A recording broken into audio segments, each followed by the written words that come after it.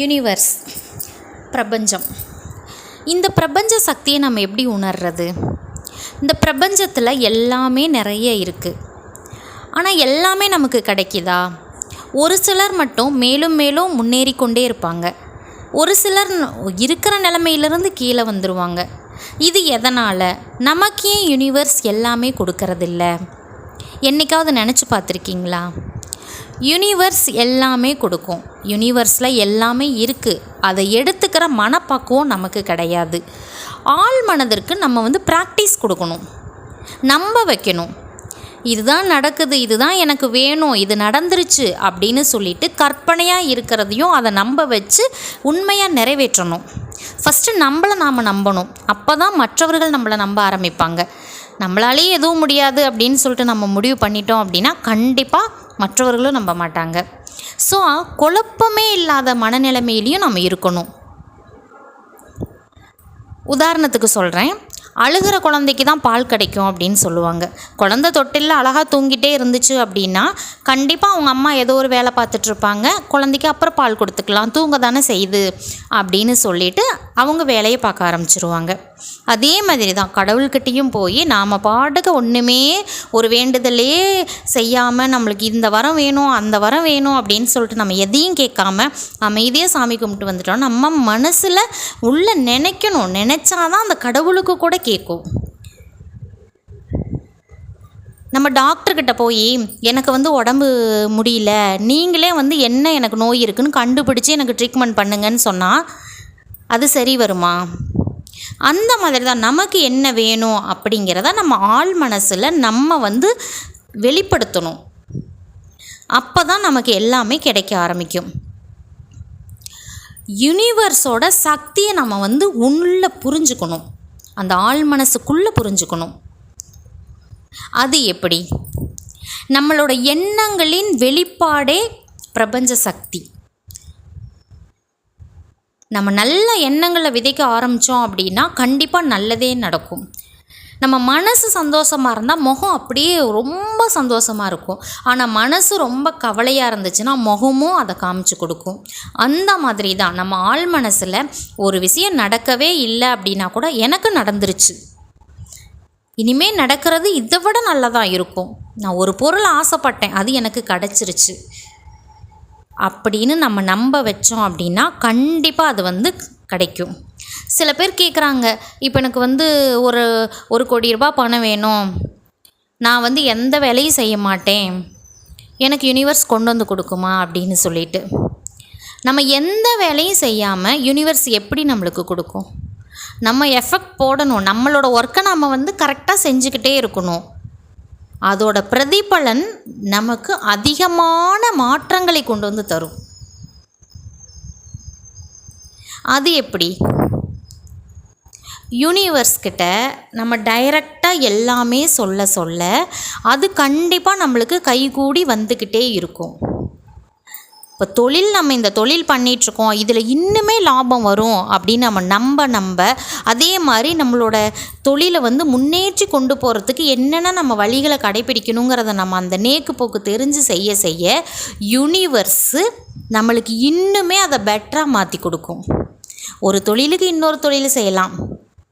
அதே மாதிரி ஒர்க்கு போகிறோம் அப்படின்னா அங்கேயும் நம்மளுக்கு ஜாப்லேயும் நல்ல ஒரு இன்சென்டிவ் கிடைக்கலாம், மேலும் மேலும் உயர்றதுக்கு நிறைய வாய்ப்புகளை கொடுக்கலாம். இந்த மாதிரி வாய்ப்புகளை அள்ளி அள்ளி கொடுக்கறது தான் யூனிவர்ஸ்.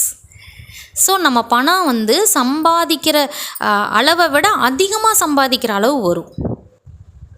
அப்போது நம்ம என்ன ஆசைப்பட்டோமோ அதெல்லாம் நமக்கு வர ஆரம்பிச்சிரும். இப்போது நம்ம என்ன தேவைங்கிறத ஒரு லிஸ்ட்டு போட்டு வச்சுக்கணும். நம்ம லைஃபுக்கு என்னென்ன வேணும், நம்மளுக்குன்னு ஒரு கோல்ஸ் இருக்கும் இல்லையா, அதை லிஸ்ட்டு போட்டு வச்சுட்டு அந்த கோலில் ஒரு கோல் எடுத்து நம்ம இந்த கோல் நான் அச்சீவ் பண்ணணும் அப்படின்னு முடிவு பண்ணிவிட்டு அந்த கோலை நோக்கியே போக ஆரம்பிக்கணும். டெய்லியும் யூனிவர்ஸ்கிட்ட அஃபர்மேஷன் மூலிமா நீங்கள் சொன்னாலும் சரி, இல்லை ரைட்டிங் மெத்தடில் சொன்னாலும் சரி, எப்படி சொன்னாலும் சரி, ஆனால் யூனிவர்ஸுக்கு நீங்கள் லெட்ரு போடுற மாதிரி தினமும் லெட்ரு போடணும். எனக்கு இந்த கோல் தான் வேணும் அப்படின்னு சொல்லிட்டு. சரி, ஓகே, இப்போ உங்களுக்கு ஒரு வீடு வாங்கணும் அப்படின்னு ஒரு ஆசை இருக்குது. இப்போ அந்த வீடு வாங்குறதுக்கு உண்டான அளவுக்கு நீங்கள் அமௌண்ட்டு சேர்த்த ஆரம்பிக்கணும். ஆனால் அதை விட்டுட்டு ஒரு கார் வாங்குறதுக்கு நீங்கள் போய் அமௌண்ட்டை கொடுத்து கார் வாங்குறீங்க, அது லோன் போட்டு அப்படின்னா, அப்போ அந்த கார் லோன் கட்டி முடிகிற வரைக்கும் நம்ம வீடு வாங்க முடியாது. ஸோ அந்த யூனிவர்ஸ் வந்து என்ன நினைக்கும்னா, இவன் வீடு தானே வாங்கணும்னு நினச்சான், இவன் எதுக்காக கார் வாங்கினான், அப்புறம் திடீர்னு பைக் வாங்குவோம், இல்லை வேறு ஏதாவது பொருள் வாங்குவோம். ஸோ பணம் சேர சேர அந்த பணத்தை வந்து கரைக்க ஆரம்பிப்போம். அப்போ அந்த யூனிவர்ஸ் வந்து சப்போர்ட் பண்ணவே பண்ணாது. எதை நோக்கி போகிறோமோ அதையே போய் அடையிற வரைக்கும் வேறு எந்த வகையான இதுலேயும் நம்ம வந்து மாறவே கூடாது. நம்ம மைண்டு ஃபுல்லாக அதில் தான் இருக்கும். அந்த ஃபோக்கஸ் அப்படிம்பாங்க பார்த்தீங்களா, அது ஃபுல்லாக அந்த நம்ம அந்த வீடு வாங்குற வரைக்கும் வேறு எதுவுமே நம்ம கண்ணுக்கு முன்னாடி தெரியக்கூடாது. அப்படி நம்ம நினச்சி செய்ய செய்ய என்ன ஆகும் அப்படின்னா, அந்த வீடு வாங்குறதுக்கு நம்ம சேர்த்துற பணத்தோட யூனிவர்ஸ் இன்னுமே அதிகமாக அள்ளி கொடுக்க ஆரம்பிச்சிடும். எதிர்பாராத வகையிலெல்லாம் பணம் வர ஆரம்பிக்கும், அபரிமிதமான வளர்ச்சி வர ஆரம்பிக்கும். இது ஆழ் மனதிற்கு ப்ராக்டிஸ் கொடுக்கணும். காலையில் நம்ம எந்திரிச்சு நம்ம வந்து ப்ரஷ் பண்ணிவிட்டு நம்ம தூய்மையாக, நம்ம மனசு ரொம்ப ரொம்ப தூய்மையாக அமைதியாக ஒரு இடத்துல உட்காந்து ஆழ்ந்த தியானம், மெடிடேஷன், அஃபர்மேஷன் நீங்கள் எதை பண்ணினீங்கனாலும் சரி, அப்படியே உங்கள் மைண்டு ஃபுல்லாக எது உங்களுக்கு வேணுமோ அதை நினச்சி ஃபோக்கஸ் பண்ணணும். எனக்கு இது கிடச்சிருச்சு, நான் இந்த வீட்டில் தான் இருக்கேன், என்னோடய சொந்த வீட்டில் இருக்கேன், எனக்கு ரொம்ப சந்தோஷமான வாழ்க்கையை நான் வாழ்ந்துட்டுருக்கேன், எனக்கு யூனிவர்ஸ் எல்லா வகையிலையும் உதவி பண்ணிகிட்ருக்கு, எனக்கு இதை விட வேறு என்ன வேணும், யூனிவர்ஸோட சப்போர்ட் எனக்கு ஃபுல்லாக இருக்குது அப்படின்னு சொல்லிட்டு நம்ம என்ன வேணுமோ அந்த கோலை நோக்கி நம்ம செல்ல செல்ல நமக்கு கண்டிப்பாக அது வந்து நிறைவேற்றி வச்சிரும். கற்பனை வந்து கண்டிப்பாக ஒரு நாளைக்கு உண்மையாக மாறும். தினந்தோறும் கற்பனை பண்ணிகிட்டே இருப்போம், அது கண்டிப்பாக நிறைவேறும். இந்த மாதிரியான ஒரு வீட்டில் இருக்கணும், இந்த மாதிரி தான் நான் வந்து வீடு கட்டணும், இந்த கலரில் பெயிண்ட் அடிக்கணும், என்னோடய ஹால் இந்த அளவுக்கு பெருசாக இருக்கணும், என்னோடய கிச்சன் வந்து மாடுலர் கிச்சனாக அழகாக கட்டணும், என்னோடய கிச்சன் பக்கத்திலே ஒரு டைனிங் ஹால் போடணும், எனக்கு வந்து டபுள் பெட்ரூம் ட்ரிபிள் பெட்ரூம் வீடு கட்டணும் அப்படின்னு சொல்லிட்டு நாம் நினைக்க ஜஸ்ட்டு இடம் வாங்குறதுக்கு உண்டான அமௌண்ட்டாவது நம்ம கைக்கு வந்துடும். அதுக்கப்புறம் நம்மளே வந்து ஒரு ஊக்கமாயிடுவோம்.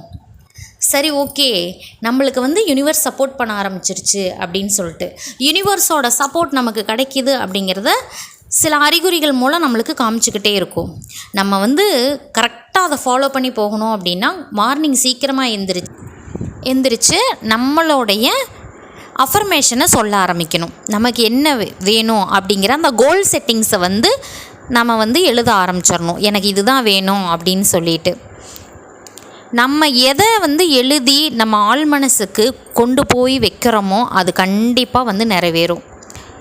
இது யூனிவர்ஸுக்கு வந்து நம்ம லெட்டர் போடுற மாதிரி இந்த மெத்தடு 555 மெத்தட் இருக்குது, 333 மெத்தட் இருக்குது. நம்ம எதை ஃபாலோ பண்ணாலும் சரி நம்பிக்கையோடு செய்யணும். நம்பிக்கை இல்லாமல் எதை செஞ்சாலும் கண்டிப்பாக நடக்காது.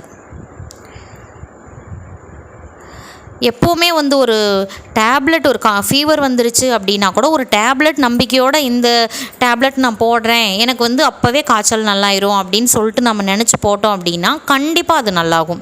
ஐயோ இந்த டேப்லெட் போட்டு போய் நல்லாக போதா அப்படின்னு நினச்சோம் அப்படின்னா கண்டிப்பாக நல்லாகாது. அந்த மாதிரி தான் எதுவுமே முழு நம்பிக்கையோடு நம்ம எந்த ஒரு செயலை செஞ்சாலும் அதுக்குண்டான பலன் நமக்கு கிடைக்கும். ஆனால் மார்னிங் கண்டிப்பாக வந்து சீக்கிரமாக எழுந்திரிச்சு நம்ம வந்து இந்த அஃபர்மேஷனை பண்ண ஆரம்பிச்சிடணும். அதே மாதிரி நைட் நம்ம தூங்குறதுக்கு முன்னாடியும் இந்த அஃபர்மேஷனை பண்ணணும்.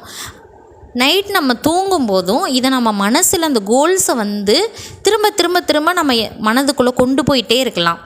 நான் சீக்கிரமாக வீடு வாங்கணும், அதுக்கு நான் என்ன செய்யணும், எனக்கு நல்ல ஜாப் கிடைக்கணும், அதுக்கு எப்படி நான் என்னை தயார் பண்ணிக்கணும் அப்படின்னு சொல்லிட்டு நமக்கு என்ன தேவையோ அது மாதிரி நம்ம வந்து ப்ரிப்பேர் பண்ண ஆரம்பிச்சிடணும். எண்ணங்களை வந்து சரிவர நம்ம கொண்டு போயிட்டோம் அப்படின்னாலே போதும். கண்ணை மூடி உட்காந்து நம்ம மெடிடேஷன் பண்ணும்போது நம்ம எண்ணங்கள் வந்து சரியான நிலையில் இருக்கவே இருக்காது. ஏன்னா திங்கிங் வந்து ரொம்ப அதிகமானது. நம்ம எதை நினைக்கக்கூடாது அப்படின்னு நினைக்கிறோமோ அதை தான் நம்ம நினைப்போம். ஸோ அந்த எண்ணங்களை வந்து கட்டுப்பாட்டுக்குள்ளே கொண்டு வரணும் அப்படின்னாவே நம்மளுக்கு ப்ராக்டிஸ் வேணும். அப்போ அந்த ஆழ் மனதிற்கு நம்ம ப்ராக்டிஸ் கொடுக்கணும் அப்படின்னா ரொம்ப ரொம்ப வந்து கடுமையான ஒரு பயிற்சின்னு தான் சொல்லணும். ஏன்னா ஆழ் மனசு நம்பவே நம்பாது. ஏன்னா நம்ம சொல்கிறது பொய்ன்னு அதுக்கு நல்லாவே தெரியும். ஒரு பொருள் கிடைக்கிறதுக்கு முன்னாடியே கிடச்சிருச்சு அப்படின்னா நீ பொய் சொல்கிற அப்படின்னு சொல்லிட்டு உள்ளே அதுவே சொல்ல ஆரம்பிச்சிடும். ஸோ அது கிடச்சிருச்சு, நான் அதில் தான் இருக்கேன், இப்போ ஒரு கார் வாங்கிட்டேன், என்னோடய சொந்த காரு, எனக்கு வந்து ரொம்ப பிடிச்சிருக்குது, எனக்கு பிடிச்ச கம்பெனி காரு, எனக்கு பிடிச்ச கலரு அப்படின்னு சொல்லிட்டு நம்ம நம்ப அது கண்டிப்பாக நடக்கும்.